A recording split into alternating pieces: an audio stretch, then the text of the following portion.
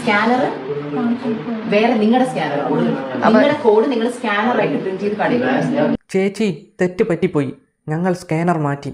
അഹാനയോട് തട്ടിപ്പ് തുറന്നു പറഞ്ഞ് മൂവർ സംഘം. കാശ് കിട്ടിയാൽ നിങ്ങൾ മൂന്നുപേരും ഈക്വലി ഡിവൈഡ് ചെയ്താണോ എടുത്തത്? എല്ലാ പൈസയും കംപ്ലീറ്റ്ലി ഡിവൈഡ് ചെയ്താണ്. തത്ത പറയുന്നത് പോലെ പറയിപ്പിച്ചിട്ടുണ്ട്. ഈ വീഡിയോ ദൃശ്യങ്ങളാണ് ഇപ്പോൾ സോഷ്യൽ മീഡിയയിൽ വൈറൽ. അഹാനയുടെ ചോദ്യത്തിന് പഠിച്ച കള്ളിമാർക്ക് പിടിച്ചു നിൽക്കാനായില്ല. 3 പെൺകുട്ടികളാണ് ഒരുപോലെ കൊല്ലാൻ വേണ്ടിയായിട്ട് കൊണ്ടുപോയത്. ഞങ്ങളെ ഉപദ്രവിക്കുന്ന എന്തൊക്കെയായിരുന്നു ജാതി വിവേചനം, തട്ടിക്കൊണ്ടുപോകൽ, അങ്ങനെ പല നാടകവും പൊളിഞ്ഞു.